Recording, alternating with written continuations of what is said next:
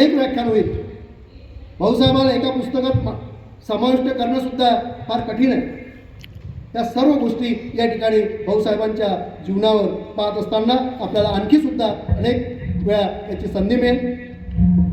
कारण आज जवळजवळ 2 तास झाले तुमचे अंत मी आम्ही पाहणार नाही, परंतु हे सर्व भाऊसाहेबांचे विचार तुम्ही आत्मसात केले पाहिजे, तुमच्यापर्यंत पोहोचले पाहिजे. विकास दहिकर साहेबांनी सांगितल्याप्रमाणे एक जरी गुण तुम्ही भाऊसाहेबांचा घेतला, एक जरी विचार तुम्ही तुमच्या मनात जर अंगीकारला, तर तुमच्या जीवनाचं सार्थक होण्याचं तेवढी शक्ती त्या विचारात आहे. आणि हे खरं आहे. त्यांनी सांगितलं की विद्यार्थ्यांनी त्यांचे विचार घ्यायला पाहिजे. मी या ठिकाणी मंचाला सांगू शकतो, विद्यार्थ्यांनीच नाही, खरी गरज आम्हाला या श्री शिवाजी शिक्षण संस्थेत काम करणाऱ्या कर्मचाऱ्याला आहे की आपण या ठिकाणी भाऊसाहेबांचे हे विचार कितपत जगतो आहे, कितपत या ठिकाणी अंमलात आणतो आहे. की केवळ पगार घेतो म्हणून महाविद्यालयात येतो आहे आणि जातो आहे, किंवा भाऊसाहेबांच्या ज्या ज्या संस्थेत कर्मचारी जे काम करते आहे ते ठीक आहे का, हे सुद्धा आत्मचिंतन करण्याची गरज खऱ्या अर्थानं भाऊसाहेबांच्या 125व्या जयंतीच्या निमित्तानं आम्हाला सुद्धा त्याची गरज आहे. आणि आम्ही सुद्धा भाऊसाहेबांचा एखादा विचार घेऊन जर आम्ही झपाटलं गेलो तर आम्ही या ठिकाणी आम्ही ज्याचे मार्गदर्शक म्हणून या ठिकाणी काम करतो, तो समाज, तो विद्यार्थी निश्चितच चांगला घडू शकेल. त्याला चांगला समाजातील एक चांगला नागरिक म्हणून आम्ही निश्चितच त्याला त्याच्या पायावर त्याला उभं करू शकेल, यात कोणतीही खंत नाही. या ठिकाणी महामहिम साहेबांनी अतिशय चांगले विचार या ठिकाणी मांडले. कारण त्यांची जडणघडणी याच 2 महापुरुषांच्या विचाराची झालेली आहे. जर या महाराष्ट्राला 2 भाऊ जर मिळाले नसते, एक कर्मवीर भाऊराव पाटील आणि विदर्भातील डॉक्टर पंजाबराव पाटील भाऊसाहेब देशमुख जर मिळाले नसते, तर आज या महाराष्ट्रातील जी मोठ्या प्रमाणात सुशिक्षित उच्च विभूषितची पिढी आपल्याला दिसते, कदाचित ती आज दिसली नसती. आज तुम्हाला जे शिक्षण मिळालं आहे, तुम्हाला ज्या सहज या ठिकाणी शिक्षण मिळत आहे, त्याचं खरं मूळ जर कोणतं असेल तर कर्मवीर भाऊराव पाटील आणि डॉक्टर पंजाबराव पाटील भाऊसाहेब देशमुख यांच्या कार्यात. कारण या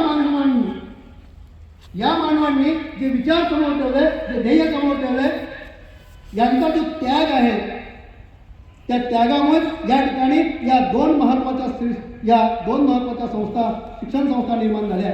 आमच्या आधीच्या पिढ्यात काही ज्या शिकल्या, त्यांना शिक्षणाचं महत्त्व माहीत झालं, त्यांना शिक्षणाचं महत्त्व कळलं आणि म्हणून त्यांनी आम्हाला शिकवलं आणि आम्ही घडलो. आणि आम्ही घडलो म्हणून आम्ही तुम्हाला काहीतरी सांगतो आहे, त्याचं मूळ जर कोणतं असेल तर या महाराष्ट्रातील या 2 भाऊंना आहे. रयत शिक्षण संस्थेचे संस्थापक कर्मवीर भाऊराव पाटील यांच्या संस्थेत या ठिकाणी महामहिम साहेब शिकले. त्यांनी सांगितलं, मी एका शेतकऱ्याचा मुलगा आहे. लहान असतानाच माझे वडील वारले आणि वारल्यानंतर ज्या काही गोष्टी असतात, ते पितृ क्षेत्र ज्या हरवते ते त्यालाच माहीत असते.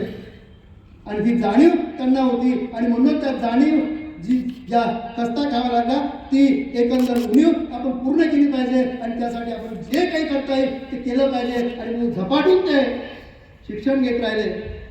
आणि यांनी सांगितलं 1-2 नव्हे तर 5-5 ऑर्डरी किंवा 5-5 ठिकाणी त्यांचं सिलेक्शन झालेलं होतं. की तुम्हीही मिळू शकता, ते तुम्ही मिळू शकता. ज्यावेळेस त्यांच्यासारखे तुम्ही झपाटाल, त्यावेळेस तुम्ही खऱ्या अर्थानं आपल्या आईवडिलांचे स्वप्न काय आहे, त्या आईवडिलांचे स्वप्न पूर्ण करा. आमचे सोडा, समाजाचे सोडा, पण तुम्ही घरी गेल्यानंतर तुमच्या आईवडिलांना विचारा की आमच्यापासून तुमच्या काय अपेक्षा आहे, तुमचं काय स्वप्न आहे आमच्याविषयी. तर असा कोणताही आईवडील नसेल, तो टाटा बिर्लापासून म्हणजे श्रीमंत असेल किंवा खुरपा घेऊन शेतात जाणारा असेल, त्याचं एकच म्हणणं असेल की माझा मुलगा चांगला शिकला पाहिजे, चांगला नोकरीला लागला पाहिजे आणि आम्हाला हातभार लागला पाहिजे. एवढं तरी निश्चितच या ठिकाणी त्यांची इच्छा असेल.